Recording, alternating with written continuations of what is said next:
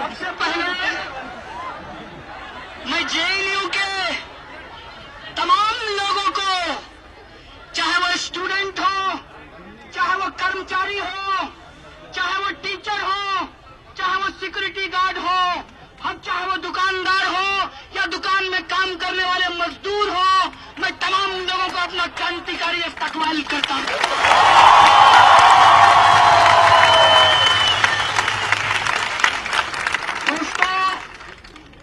इस मंच से आप तमाम स्टूडेंट के बिहाफ पर जेएनयू इंस्टीट्यूट प्रेसिडेंट होने के नाते मैं पूरे देश के लोगों को यहां मौजूद मीडिया चैनल के माध्यम से उनको धन्यवाद देना चाहता हूं, उनको अपना सलाम पेश करना चाहता हूं। दोस्तों, मैं धन्यवाद करना चाहता हूं पूरी दुनिया के वो तमाम लोग, चाहे वो एकेडमिशियन हो, चाहे वो स्टूडेंट हो, जेएनयू के साथ जो स्टैंड किए हैं, इसलिए हम उनको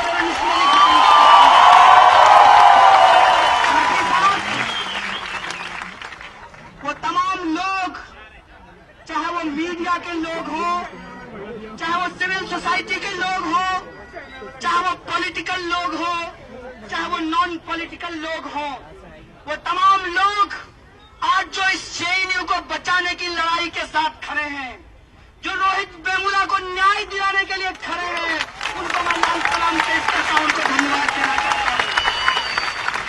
और मैं विशेष रूप से धन्यवाद देना चाहता हूं इस देश के बड़े बड़े महानुभाव जो पार्लियामेंट में बैठकर क्या सही है, क्या गलत है, इसको वो तय करने का दावा कर रहे हैं। उनको धन्यवाद, उनकी पुलिस को धन्यवाद और मीडिया के उन चैनलों को भी धन्यवाद देना चाहता हूं।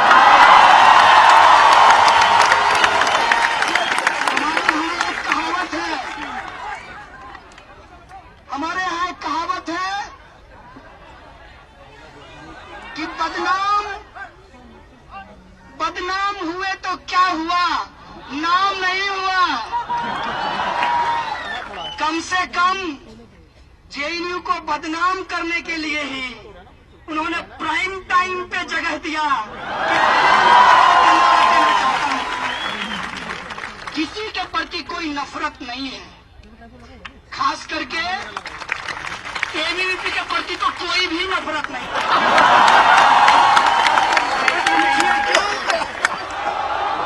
वो इसलिए कि हमारे कैंपस का जो एबीवीपी है वो दरअसल बाहर के एबीवीपी से ज्यादा रेशनल है।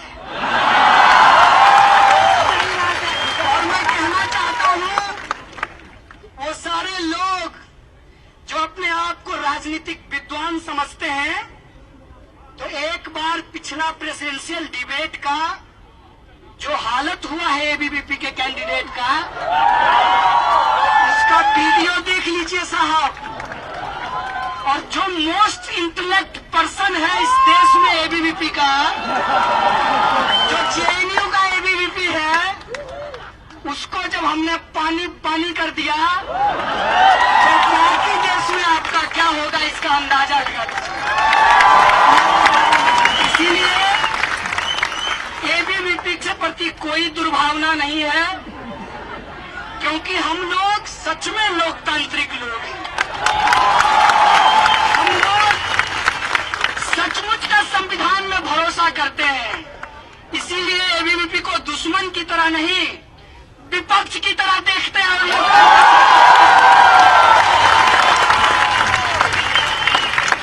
मेरे दोस्त, मैं तुम्हारा विच हंटिंग नहीं करूंगा, क्योंकि शिकार भी उसका किया जाता है जो शिकार करने के लायक हो। मुझे लगता है कि ये जो तमाम प्रक्रिया हुई है, मैं पहली बार कसम से, ये उस कहावत की तरह नहीं है कि सावन में पैदा हुआ और भादों का बार देखकर कहा हो कि इसी बार नहीं देखी। सच में कह रहा हूं, जेएनयू ने जो दिखाया है, जेएनयू जिस तरीके से खड़ा हुआ है इस देश के अंदर, सही को सही और गलत को गलत कहने के लिए, हम जेएनयू को सैल्यूट करना चाहते हैं। और मजेदार बात यह है कि ये स्पॉन्टेनियस है।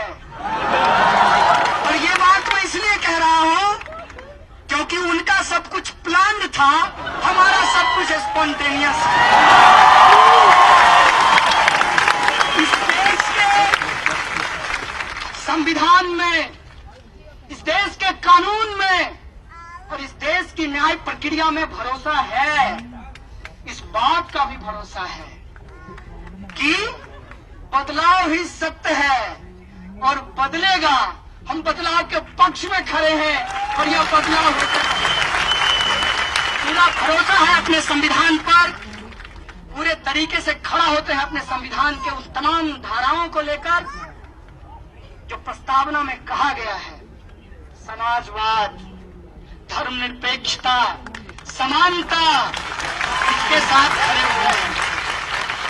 सवाल पूछ रहा था, मैं कहना चाहता हूं कि मैं आज भाषण नहीं दूंगा, आज मैं सिर्फ अपना अनुभव आपको बताऊंगा,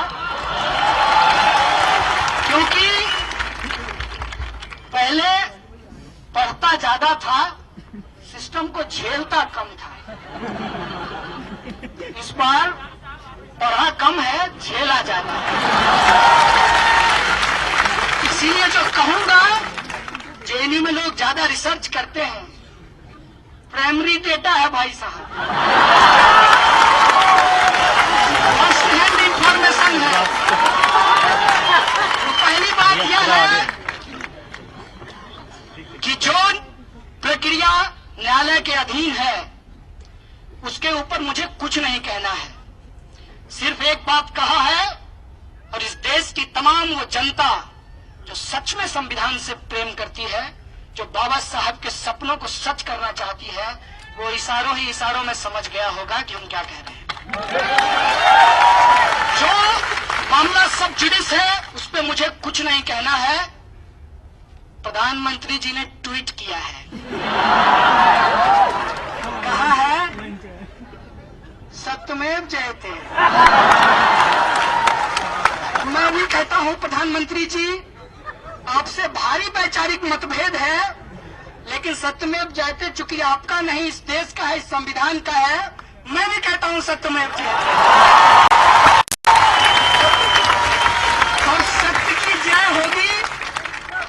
और इस लड़ाई में वो तमाम लोग जो शामिल हैं, उनको एक बात बस कहते हुए अपना अनुभव आपसे शेयर करूंगा। बस वो एक बात यह है कि ये मत समझिएगा कि कुछ स्टूडेंट के ऊपर एक पॉलिटिकल टूल की तरह सेडिशन का इस्तेमाल किया गया है। इसको ऐसे समझिएगा कि मैं ये बात अक्सर बोला हूं अपने भाषणों में। हम लोग गांव से आते हैं, मेरे परिवार से भी शायद आप लोग मुखातिब हो चुके हैं। तो हमारे यहाँ रेलवे स्टेशन पे जिसको स्टेशन कहा जाता है, वहां पर जादू का खेल होता है।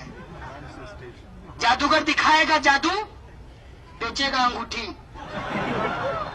मनपसंद अंगूठी, और जिसकी जो इच्छा है वो अंगूठी पूर्ण कर देगी, ऐसा जादूगर कहता है। इस देश के भी कुछ नीति निर्माता हैं, वो कहते हैं काला धन आएगा, हर हर मोदी, महंगाई कम होगी, बहुत हो गई, सही मत सही है, अब की बार ले आइए, सबका साथ सबका विकास। वो सारे जुमले आज लोगों के जहन में हैं। हालांकि हम भारतीय लोग भूलते जल्दी हैं, लेकिन इस बार का तमाशा इतना बड़ा है कि भूल नहीं पा रहे हैं। तो कोशिश ये है कि उन जुमलों को भुला दिया जाए, और ये जुमलेबाज कर रहे हैं। और उसको कैसे भुलाया जाए? तो ऐसा करो, इस देश के तमाम जो रिसर्च फेलो हैं उनका फेलोशिप बंद कर दो। लोग क्या करने लगेंगे? कहेंगे फेलोशिप दे दीजिए, फेलोशिप दे दीजिए। फिर कहेंगे कि अच्छा ठीक है, जो 5,000 और 8,000 देता था वही कंटिन्यू रहेगा। मतलब बढ़ाने का मामला गया। बोलेगा कौन? जेएनयू। तो जब आपको गालियां पड़ रही है, चिंता मत कीजिएगा, जो कमाए हैं वही खा रहे हैं आप लोग। इस देश में जो जन विरोधी सरकार है, उस जन विरोधी सरकार के खिलाफ बोलेंगे तो उनका साइबर सेल क्या करेगा? वो डॉक्टर्ड वीडियो भेजेगा, वो आपको गालियां भेजेगा, और वो गिनेगा कि आपके डस्टबिन में कितना कॉन्डोम है। लेकिन ये बहुत गंभीर समय है, इसीलिए इस गंभीर समय में हम लोगों को गंभीरता से कुछ सोचने की जरूरत है कि जेएनयू पे हमला एक नियोजित हमला है, इस बात को आप समझिए। और ये नियोजित हमला इसलिए है कि आप ऑक्यूपाई यूजीसी मूवमेंट को डिलेजिटिमेट करना चाहते हैं। ये नियोजित हमला इसलिए है कि आप रोहित वेमुला के जस्टिस के लिए जो लड़ाई लड़ी जा रही है, उस लड़ाई को आप खत्म करना चाहते हैं। आप जेएनयू का मुद्दा इसलिए प्राइम टाइम पे चला रहे हैं माननीय एक्स-आरएसएस, क्योंकि आप इस देश के लोगों को भुला देना चाहते हैं कि मौजूदा प्रधानमंत्री ने 15 लाख रुपया उनके अकाउंट में आने की बात कही थी। लेकिन एक बात मैं आपको कह देना चाहता हूं, जेएनयू में एडमिशन पाना आसान नहीं है, तो जेएनयू के लोगों को भुला देना भी आसान नहीं है। आप अगर चाहते हैं कि हम भुला देंगे, तो हम आपको बार बार याद करा देना चाहते हैं कि इस देश की सत्ता ने जब जब अत्याचार किया है, जेएनयू से एक बुलंद आवाज आई है, और हम उसी को दोहरा रहे हैं, और हम उस सत्ता को याद करा रहे हैं कि तुम हमारी लड़ाई को डाइल्यूट नहीं कर सकते। क्या कह रहे हैं? एक तरफ देश के सीमाओं पे नौजवान मर रहे हैं, मैं सैल्यूट करना चाहता हूं उनको जो लोग सीमा पे मर रहे हैं। मेरा एक सवाल है, जेल में मैंने एक बात सीखी है कि जब लड़ाई विचारधारा की हो तो व्यक्ति को बिना मतलब का पब्लिसिटी नहीं देना चाहिए। इसीलिए मैं उस लीडर का नाम नहीं लूंगा, बीजेपी के एक नेता ने लोकसभा में कहा कि नौजवान सीमा पे मर रहे हैं। मैं पूछना चाहता हूं कि वो आपका भाई है या फिर इस देश के अंदर जो करोड़ों किसान आत्महत्या कर रहे हैं, जो रोटी उगाते हैं हमारे लिए, और उन नौजवानों के लिए जो उस नौजवान के पिता भी हैं, उसके बारे में तुम क्या कहना चाहते हो? वो उस देश के शहीद हैं। सवाल हम पूछना चाहते हैं, सवाल पूछना चाहते हैं कि जो किसान खेत में काम करता है, मेरा बाप, मेरा ही भाई फौज में भी जाता है और वही मरता है, और तुम ये बाइनरी बना करके देश के अंदर एक झूठा डिबेट मत खड़ा करो। जो देश के लिए मरते हैं, देश के अंदर भी मरते हैं, देश की सीमा पर भी मरते हैं। हमारा सवाल है कि तुम पार्लियामेंट में खड़ा होकर किसके खिलाफ राजनीति कर रहे हो? वो जो मर रहे हैं उनकी जिम्मेवारी कौन लेगा? लड़ने वाले लोग जिम्मेवार नहीं हैं, लड़ाने वाले लोग जिम्मेवार हैं। और एक कविता की एक पंक्ति मुझे याद आ रही है, शांति नहीं तब तक जब तक सुख भाग न सबका सम होगा। नर का सम है, इसलिए मैंने जेएनयू में जेंडर सेंसिटिव होते हुए सबका कर दिया है। शांति नहीं तब तक जब तक सुख भाग न सबका सम होगा, नहीं किसी को बहुत अधिक और नहीं किसी को कम होगा। इसीलिए युद्ध के लिए जिम्मेवार कौन है? कौन लड़ाता है लोगों को?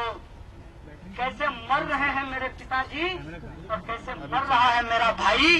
हम पूछना चाहते हैं ये बाइनरी बनाने वाले प्राइम टाइम के दो तकिए स्पीकरों से।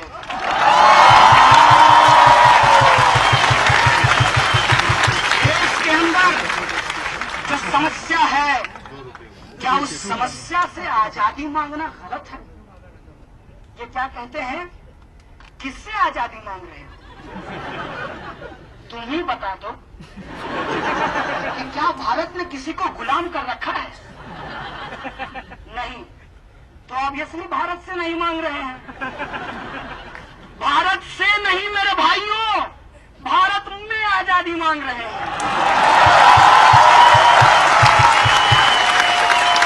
और से और में फर्क होता है।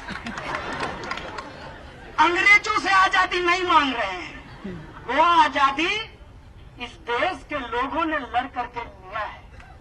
अब मैं अपने अनुभव पे आता हूं। पुलिस ने हमसे पूछा कि आप लोग लाल सलाम क्या कहते हैं? मैं ये आपको कह दूं कि ये इन्वेस्टिगेशन का पार्ट नहीं था। पुलिस हमको कभी खाना खिलाने के लिए, कभी मेडिकल कराने के लिए ले जाती थी, और हम जेएनयू के लोग, उसमें से भी मैं ब्रह्मपुत्रा का, तो मैं बिना बात किए रहता कैसे? तो मैं उनसे बात करने लगा और बात किया तो वो आदमी भी वैसा निकला जैसा मैं। देश के अंदर पुलिस में कौन नौकरी करता है? जिसके पिताजी किसान हो, जिसके पिताजी मजदूर हो, जिसके पिताजी कमजोर वर्ग के हो, वही पुलिस की नौकरी करता है। मैं भी इस देश का one of the backward state Bihar से आता हूं। मैं भी एक गरीब परिवार से आता हूं, मैं भी एक किसान परिवार से आता हूं, और पुलिस में भी गरीब परिवार के लोग ही नौकरी करते हैं। मैं कांस्टेबल, हेड कांस्टेबल और इंस्पेक्टर तक की बात कर रहा हूं। आईपीएस साहब से मेरा ज्यादा इंटरेक्शन नहीं है। तो वो जो सिपाही था उससे बातचीत हुई, और जो भी मैं अनुभव कहूंगा वो बस बातचीत का हिस्सा है। उसने पूछा कि लाल सलाम क्या है? हमने कहा लाल मतलब क्रांति, सलाम मतलब क्रांति को सलाम। तो कहा मतलब समझ में नहीं आया। बोले इनकलाब जिंदाबाद। बोला जानते हैं। तो बोले क्रांति को ही उर्दू में इनकलाब कहते हैं। कहा ये स्लोगन तो एबीवीपी भी लगाती है। हम बोले अब समझ में आया कि वो नकली इनकलाबी है, हम असली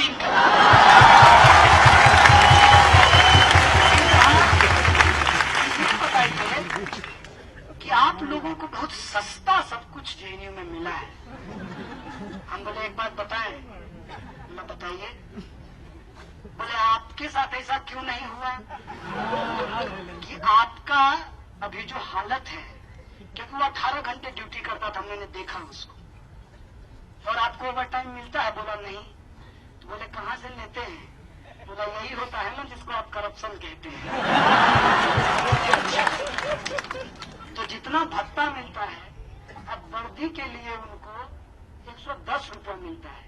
इतने में तो आप बताइए अंडर गारमेंट्स ना आए वर्दी।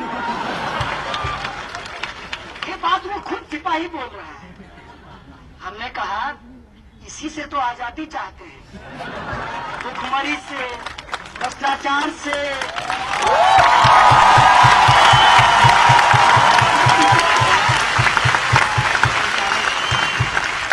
हरियाणा में एक आंदोलन शुरू हो गया, और आप सब लोग जानते हैं कि दिल्ली पुलिस में ज्यादातर लोग हरियाणा से आते हैं। मैं उनको बहुत सैल्यूट करता हूं क्योंकि वो लोग बहुत मेहनती लोग होते हैं। तो हमने कहा ये आरक्षण, बोला जातिवाद बहुत खराब है। हम बोले इसी जातिवाद से तो आजादी चाहते हैं जिससे। बोला इसमें तो कोई गलत नहीं है, इसमें तो कोई देशद्रोह नहीं है। हम बोले आप ये बताइए कि सिस्टम में सबसे ज्यादा पावर किसको है? बोला हमारे डंडे को। हमने कहा बिल्कुल सही बात, क्या आप ये डंडा अपनी इच्छा से चला सकते हैं? बोला नहीं। हम बोले सारा पावर किसके पास चला गया? बोला जो फर्जी ट्वीट पे स्टेटमेंट दे रहा है।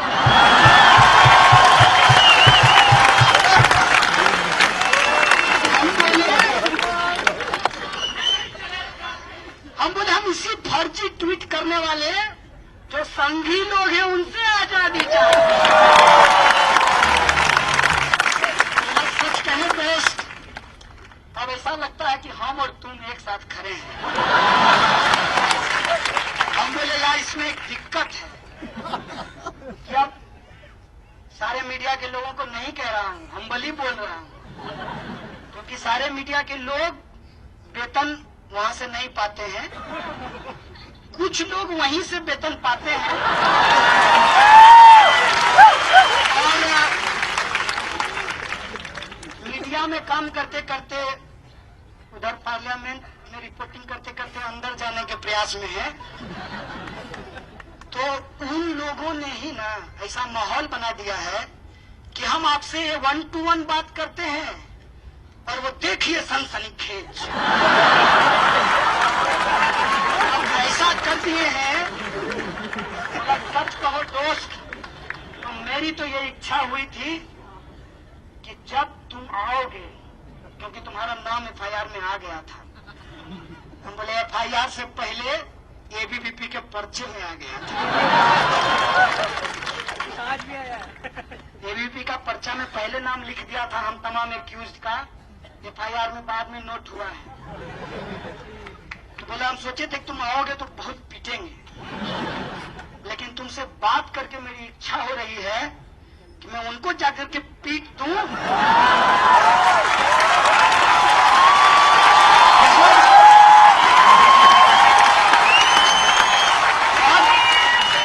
बहुत गंभीर बात कहा है उसने, और मैं इस पे ध्यान दिलाना चाहता हूं मीडिया के माध्यम से पूरे मुल्क के लोगों को।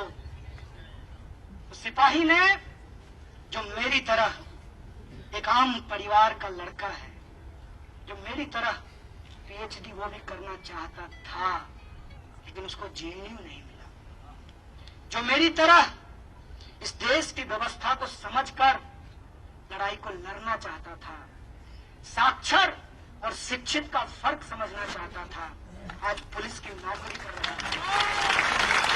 यहाँ जेएनयू खड़ा होता है, इसीलिए आप जेएनयू के आवाज को दबाना चाहते हैं कि एक कमजोर आदमी पीएचडी ना कर सके, क्योंकि शिक्षा जो बेची जा रही है वहां पे लाखों रुपया देने के लिए उसके पास फीस नहीं होगा, इसलिए वो पीएचडी नहीं करेगा। इसलिए आप जेएनयू को बंद करें। आप बंद करना चाहते हैं उन तमाम आवाज को जो यूनाइट हो सकता है, चाहे वो सीमा पे खड़ा हो, चाहे खेत में अपनी जान दे रहा हो, या जेएनयू में आजादी के लिए संघर्ष कर रहा हो। आप उस आवाज को मिलने नहीं देना चाहते हैं। मैं आपको कहना चाहता हूं कि बाबा साहब ने कहा था कि राजनीतिक लोकतंत्र से काम नहीं चलेगा, हम सामाजिक लोकतंत्र स्थापित करेंगे। इसीलिए हम बार बार संविधान की बात करते हैं। और लेनिन ने कहा है democracy is indispensable to socialism. इसीलिए हम डेमोक्रेसी की बात करते हैं, इसीलिए हम फ्रीडम ऑफ एक्सप्रेशन की बात करते हैं, इसीलिए हम इक्वलिटी की बात करते हैं, हम इसीलिए सोशलिज्म की बात करते हैं कि एक चपरासी का बेटा और एक राष्ट्रपति का बेटा एक स्कूल में पढ़ाई कर सके।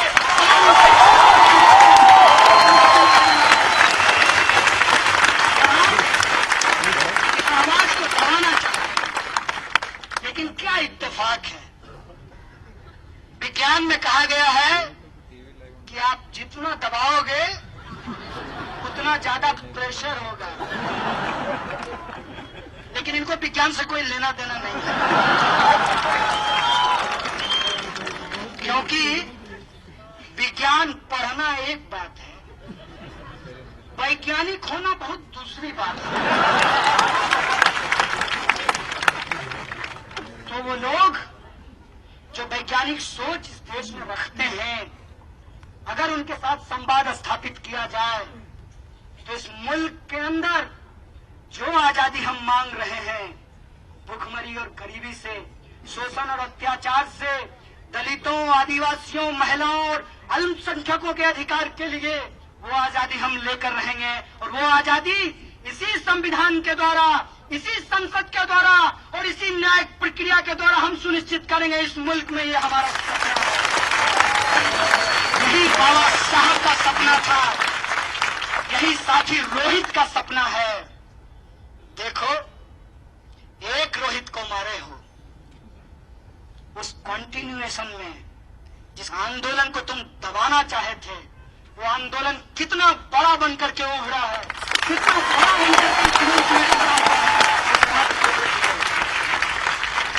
एक बात और है, अपने जेल के अनुभव से कहना चाहता हूं कि हम जेएनयू के लोग, और ये मेरा सेल्फ क्रिटिसिज्म है, अगर आप लोगों को भी अपना सेल्फ क्रिटिसिज्म लगे, इसको मानिएगा जरूर। हम जेएनयू के लोग सभ्य शालीन तरीके से बात तो करते हैं, लेकिन बहुत ही भारी टर्मिनोलॉजी में बोलते हैं। और ये बात इस देश के आम लोगों को समझ में नहीं आता। उनका दोष नहीं है, वो ईमानदार, नेक, समझदार लोग हैं। आप ही उनके लेवल पे लाकर के चीजों को नहीं रखते हैं। और उनके पास पहुंचता क्या है? उनके पास पहुंचता है, जल्दी फॉरवर्ड करो, मनोकामना पूरा होगा। जल्दी फॉरवर्ड करो, मनोकामना पूरा होगा। ज्यादा से ज्यादा ग्रुप में भेज दो। अब मोमोर देखते हैं, OLX पे बेचते हैं। ये जो बेचने की मानसिकता बनाई गई है इस देश के अंदर, उसके साथ हमको संवाद स्थापित करना है। और मैं जेल के अनुभव से कहना चाहता हूं कि मुझे जेल में 2 बाउल मिला, एक का कलर कटोरी, एक का कलर ब्लू था और दूसरे का कलर लाल था। तो कटोरी को देखकर बार बार ये सोच रहा था कि मुझे डेस्टिनी पे तो कोई भरोसा नहीं है, भगवान को भी नहीं जानते हैं, लेकिन कुछ अच्छा इस देश में होने वाला है कि एक साथ लाल और ब्लू कटोरी है, एक प्लेट, और वो प्लेट मुझे भारत की तरह दिख रहा था और वो ब्लू कटोरी मुझे अम्बेडकराइट मूवमेंट लग रहा था, और मुझे लगा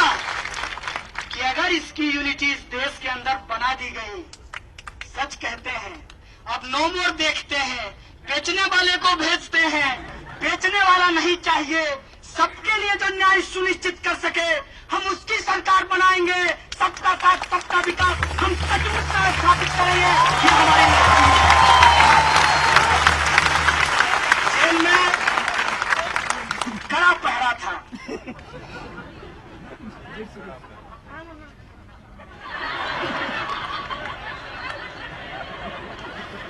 लाए हैं आपके लिए, चना लेकर आए हैं।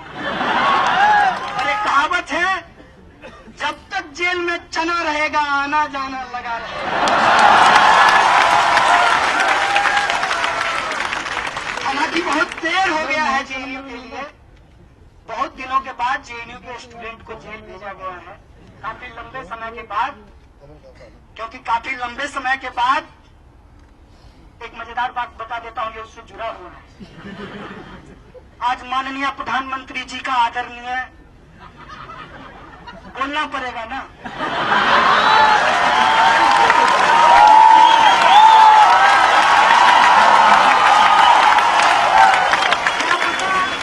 इसको डॉक्टर करके फिर से एक्सट्रेडिशन लगा दिया जाए। तो माननीय प्रधानमंत्री जी कह रहे थे, स्टालिन और खुर्शेव की बात कर रहे थे। मेरी इच्छा हुई कि मैं टीवी में घुस जाऊं और उनका सूट पकड़कर कहूं, मोदी जी थोड़ी हिटलर की भी बात कर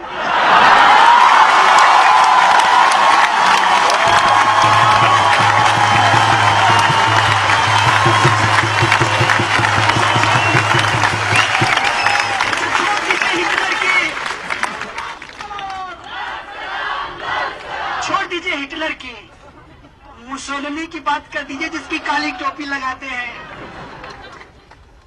जिससे आपके गुरुजी गोलवलकर साहब मिलने गए थे और भारतीयता की परिभाषा जर्मन से सीखने का उपदेश दिया था। तो हिटलर की बात, खुर्शेव की बात, प्रधानमंत्री जी की बात, उसी वक्त योजना की बात हो रही थी। मन की बात करते हैं, सुनते नहीं।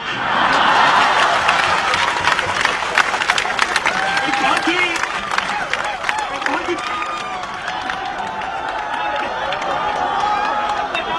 ही पर्सनल चीज है।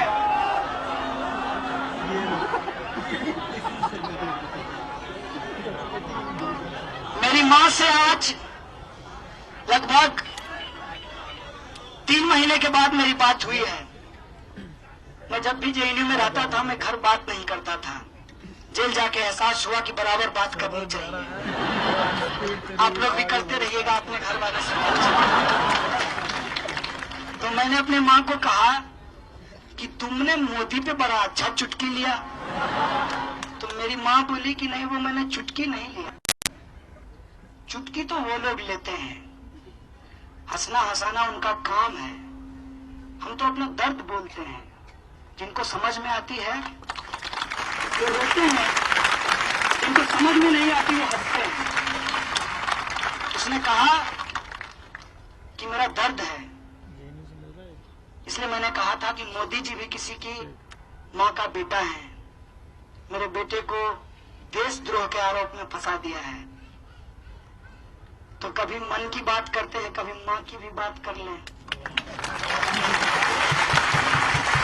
मेरे पास कोई शब्द नहीं था उसको कहने के लिए, क्योंकि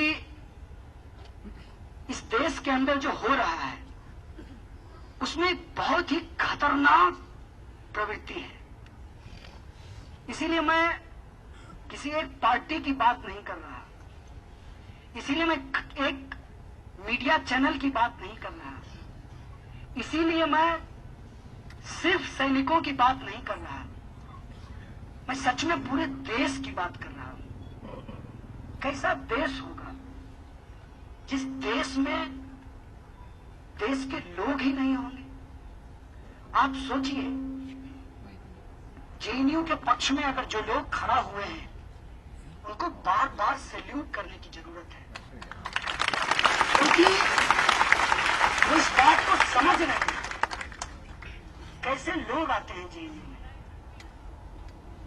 यहां पर 60% लड़कियां पढ़ती हैं। इसका एकमात्र संस्थान, मैं दावे के साथ कह सकता हूं, तमाम कमियों के बावजूद जेएनयू एकमात्र ऐसा संस्थान है जो रिजर्वेशन पॉलिसी को लागू करता है।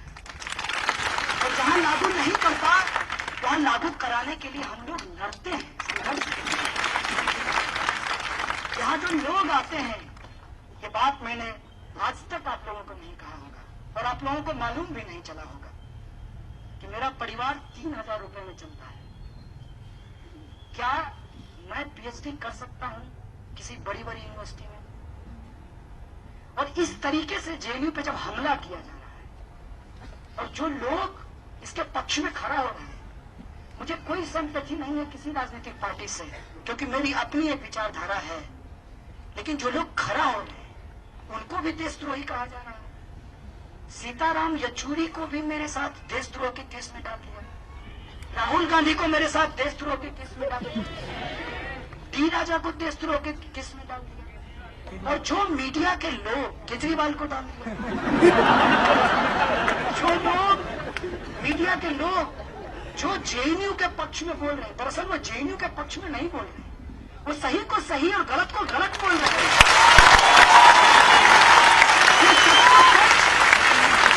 झूठ को झूठ बोल रहे हैं, उनको गालियां भेजी जा रही है, उनको जान से मारने की धमकी दी जा रही है। ये कैसी स्वयंभू राष्ट्रभक्ति है भाई साहब, सेल्फ क्लेम्ड। एक सवाल हमने पूछा, कुछ लोग 3-4 कांस्टेबल जेल में मुझे पूछे कि सच में नारे लगाए हो? हमने सच में लगाए हैं। फिर जाके लगाओगे? बोले कब लगाएंगे? बोले फर्क कर पाते हैं कि रेशनैलिटी खत्म हो गई। भाई साहब अभी 2 साल इस सरकार को आया हुआ है, 3 साल और झेलना है।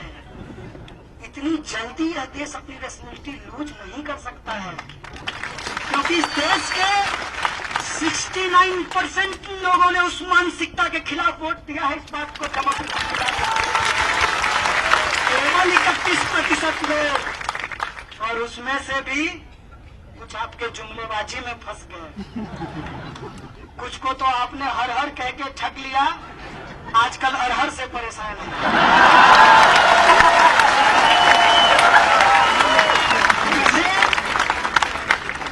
आप अपनी हमेशा के लिए जीत मत समझिए। और यह बात सच है कि 100 बार झूठ को झूठ कहते हैं तो वो सच हो जाता है, लेकिन ये झूठ के साथ होता है, सच के साथ नहीं होता। क्या 100 बार हम सूरज को चंद्रमा चंद्रमा कहेंगे तो वो चंद्रमा हो जाएगा? वो सूरज ही रहेगा। 1000 बार कह लीजिए। आप झूठ को ही झूठ बना सकते हैं, आप सच को झूठ नहीं बना सकते। और यह जो आपकी साजिश है, इनका ध्यानाकर्षण प्रस्ताव जैसे लोकसभा में ये लाते हैं, बाहर में, लोकसभा के बाहर देश में ध्यान भटकाओ प्रस्ताव इनका चलता है। जनता के जो वाजिब सवाल हैं उनसे लोगों को भटका दिया जाए, लोगों को फंसा दिया जाए, जिसमें नया नया एजेंडा है। इधर ऑक्यूपाई यूजीसी चल रहा था, साथी रोहित की हत्या हो गई। साथी रोहित के लिए आवाज उठाया, देखते देखते देखिए देश का सबसे बड़ा देशद्रोह, राष्ट्रद्रोहियों का अड्डा, ये चला दिया। ज्यादा दिन चलेगा नहीं तो इनकी अगली तैयारी है, राम मंदिर बनाएंगे। आज की बात बताता हूँ, आज एक सिपाही से बात हुई है निकलने से पहले। कहा धर्म मानते हो? हमने कहा धर्म जानते ही नहीं, पहले जान ले फिर मानेंगे। बोला किसी परिवार में तो पैदा हुए होंगे। हमने कहा इत्तेफाक से हिंदू परिवार में पैदा हुए। तो कहा कि कुछ है जानकारी? हमने कहा मेरी जितनी जानकारी है उसके हिसाब से भगवान ने ब्रह्मांड को रचा है और कण-कण में भगवान है। आप क्या कहते हैं? हमने कहा, उसने कहा बिल्कुल सही बात है। तो हम बोले कुछ लोग जो है भगवान के लिए कुछ रचना चाहते हैं, इस पे आपकी क्या राय है? महापूर्वक आइडिया है। काठ की हारी कितना बार चढ़ाओगे भाई? 80 से 180 एक बार बना लिए थे, बेड़ा पार लगा दिए थे, मुख में राम बगल में छुरी। अब की नहीं चलेगा, अब की थोड़ी दूरी बदल गई है, लेकिन इनकी कोशिश है कि चीजों को भटकाया जाए ताकि इस देश के अंदर जो वाजिब सवाल है उस पर विमर्श न खड़ा हो। आज आप यहां खड़े हैं, आप यहां बैठे हुए हैं, आपको लगता है कि आपके ऊपर एक हमला हुआ है। सचमुच ये बड़ा हमला है, लेकिन ये हमला मेरे दोस्त आज नहीं हुआ है। मैं आपको याद दिलाना चाहता हूं कि आरएसएस के मुखपत्र ऑर्गेनाइजर में बकायदा एक कवर स्टोरी किया गया था जेएनयू के ऊपर। स्वामी जी का बयान आया था जेएनयू को लेकर के, और मुझे डेमोक्रेसी में पूरा भरोसा है। अगर एबीवीपी के मेरे दोस्त सुन रहे हैं तो मेरा सादर अनुरोध है उनसे, एक बार स्वामी जी को ले आइए, आमने सामने विमर्श कर लेते हैं। अगर तार्किक तरीके से, कुतर्क से नहीं, अगर तार्किक तरीके से वो साबित कर देंगे कि जेएनयू को 4 महीने के लिए बंद कर देना चाहिए, तो मैं उनकी बात पे सहमत हो जाऊंगा। अगर नहीं तो मैं उनसे आग्रह करूंगा, जैसे पहले देश से बाहर थे फिर चले जाइए देश का इस तरीके से हमला किया जाता है। और मजेदार बात मैं आपको बताऊं, शायद आप लोग कैंपस के अंदर थे तो उन चीजों को देख नहीं पाए। कितना प्लानिंग था, पूरा प्लान, डे 1 से प्लान था। इतना भी दिमाग नहीं लगाते हैं मेरे दोस्त, यहाँ के जो एबीवीपी का दोस्त नहीं है, वो बाहर का एबीवीपी है, कि पोस्टर तक नहीं बदलता है। जो प्रोटेस्ट जिस हैंडबिल के साथ, जिस तख्ती के साथ हिंदू क्रांति सेना करता है, वही प्रोटेस्ट उसी तख्ती के साथ एबीवीपी करता है। वही प्रोटेस्ट, वही कंटेंट, उसी डिजाइन के साथ quote and quote ex army man march करते हैं। इसका मतलब है कि सबका प्रोग्राम नागपुर में तय हो रहा है। ये कोई स्पॉन्टेनियस प्रोग्राम नहीं है मेरे दोस्त। मोटी मोटी एक बात है, और वो बात है इस मुल्क के अंदर जो आवाज है संघर्ष की, उसको दबाना। मोटी मोटी बात है कि इस देश के लोगों के सामने जो उसके जीवन के बुनियादी सवाल हैं, उससे जनता के ध्यान को भटकाना। और मोटा मोटा सवाल है कि इस जेएनयू कैंपस के अंदर जो लड़ने वाले लोग हों, चाहे वो अनिर्बाण हो, चाहे वो उमर हो, चाहे अनंत हो, आशुतोष हो, चाहे कन्हैया हो, चाहे आप सब में से कोई हो, उसको देशद्रोही बता करके जेएनयू की आवाज को दबाना, जेएनयू को डिलेजिटिमेट करना, इस को खत्म करना। लेकिन हम उनको कहना चाहते हैं कि संघर्ष को तुम दबा नहीं पाओगे, तुम जितना दबाओगे हम उतना खड़ा होंगे, उतना बात कहते हैं मेरे दोस्त। ये लंबी लड़ाई है, बिना रुके, बिना झुके, बिना सांस लिए इस लड़ाई को हमको आगे बढ़ाना है। और इस कैंपस के अंदर जो देश को विभाजित करने वाली ताकत हो, चाहे एबीवीपी के लोग हों, चाहे इस कैंपस के बाहर आरएसएस और भाजपा के लोग हों, जो इस देश को बर्बादी के कगार पर लाना चाहते हैं, उनके खिलाफ हम एकजुट होकर खड़ा होंगे। जेएनयू खड़ा होगा, इतिहास बनाएगा, इतिहास बना है। और ये लड़ाई ऑक्यूपाई यूजीसी मूवमेंट के दौरान छेड़ी गई,